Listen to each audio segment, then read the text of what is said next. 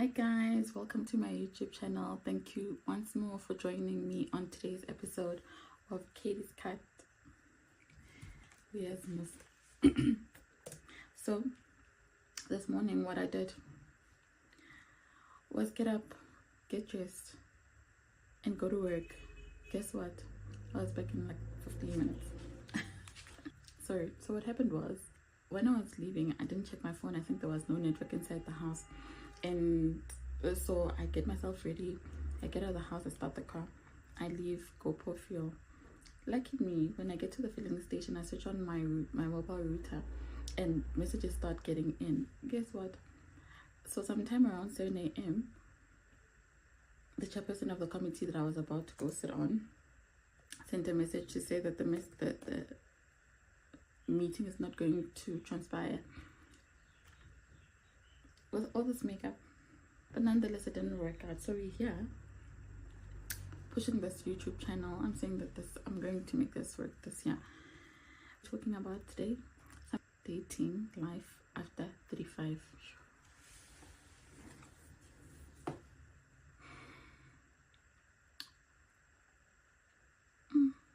Alright guys, have you tried it? Please also do just comment on how your dating life after the age of 35 has been going, because for me, I'm throwing better. Ooh, guys, if it's not the married men, or how do I put it, not so blessed guys financially, it's always just these two.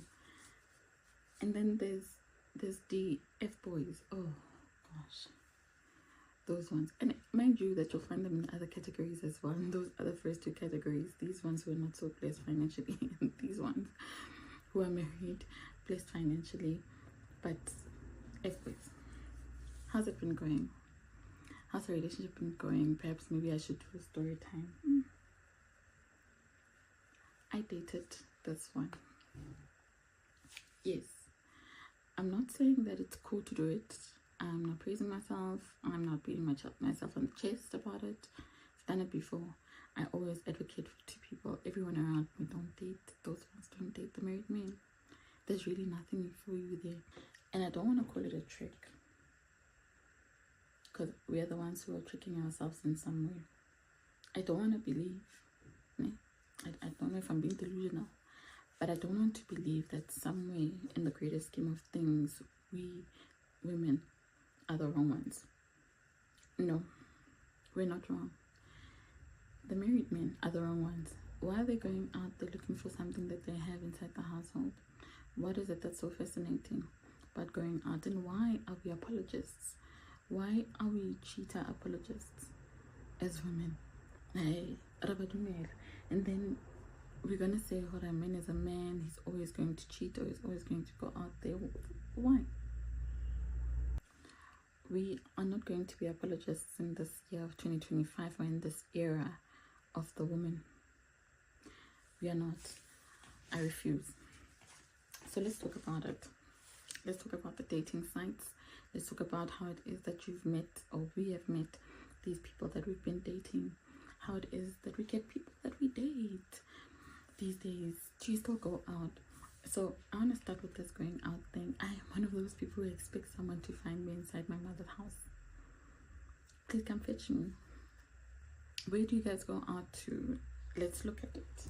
Let's look at places where people around the ages of between 30 and 40 go out to. So where do single people? Where do single people meet? Just narrow it down to Gauteng. Oh, guess what, guys? There's a singles event in Johannesburg. Host singles events, including Valentine's Day parties. What? Have you guys ever heard of this? There's a Get Out There Singles Social Host Singles event at Sejan Susie, a trendy bar and fun house in Sandton. Joburg, guys, you guys are moving. Most curated connections. Joburg hosts singles events and matchmaking. Have you guys ever went on a matchmaking date or something of that nature? I don't shine upon it, but I wouldn't do it. Okay, singles club. There's a singles club provide a chance for members to meet in person and to get to know each other. Okay, meetup groups. There's a Joburg Connect, a singles group in Johannesburg. Josie Walks Culture and Fun, a singles group in Johannesburg. Gauteng Social and Professional Networking Meetup, a networking group for women over 50 in Johannesburg. Oh, women over 50 plus fun zone. Okay, a social group for active people over 50 in Gauteng. Batunglona, Outside singles group, a group for meeting other singles for friendship, fun, and more. Okay, and then there's a young professional singles group, a group for meeting young professionals interested in dating. What do you think about it? Let me tell you what I think. First things first, singles events in Joburg. The first thing that came into mind was predators, con artists. What do they call them? Swindlers. Oh, there are probably gonna be so many there, and you just hope and pray that you find your person. Hey, I don't know why I have like this. Obviously, when you think about something, there's always going to be a fear that comes to mind, and the pros and cons of how it is that it might just work out. But the first thing that I thought about was the swindlers that are probably going to be there, acting as if they're single, but they probably got like a person at home and stuff like that, and they're going to swindle you guys. Know your worth. I think the only reason why we as women get swindled is because we don't know how it is that we need to maintain ourselves around a suitor. That's exactly what it is. One, red flag. Why is he asking you for money? Can I have some water, please? Why is a man asking you for money? I understand that he's not financially well, which comes to the second person that I talked about, or the second guy that we as women over the age of 35 are meeting. Oh Lord, why? Okay, so they don't have finances, they're not financially well, but where you are meeting them is the problems. You're going where they are. Don't go. Why are you going there? How did you find them? How did they find you? And please don't talk to these ones on Facebook, guys. There's a lady but who recently got married. I'm not trying to derail. There's a lady who recently got married to a guy that she said she met in the DMs on X. Congratulations. I wouldn't do that. But anyway, so it's those ones. Why are you opening your wallet? Why are you opening your wallet to give a man either your card, swipe, send money, taking out your phone to send him e-wallets? Guys, ladies, please, in this day and age, you can do that for a man who has married you, getting him a gift. And mind you, these days we get them gifts with their own money that they've given us some time before. It's a give and take, guys. Really, it's not even their own money, it's your money from your own salary. Whatever it is that he gave you, and you probably spent it already. But that's not the point. The point is the fact that we as women are not supposed to be taking out money to be funding any sort of guy who's trying to make it up in life. That person is going to hate you, and they will treat you the way you deserve to be treated because you didn't consider yourself first. They will show you exactly what they think of you. Nonetheless, besides the swindlers, I think you could meet like really sweet guys who's probably gotten out of a relationship, and you know these guys' name, they're very hard to spot. You won't see them. They're not visible. They're not good looking, dressed well, smell nice. No, they're not the ones. And you know the crazy thing about it is that he's probably going to be wearing a cap and shy to even go there, and maybe with his friends or something like that. I doubt it. These people are so shy. So how do we meet them? Can somebody please just write in the comment section how you met a guy who's not like those metrosexual type of men who dress well, do manicures, but have the resources to provide for a family of 4 or 5. in case. You get what I'm saying?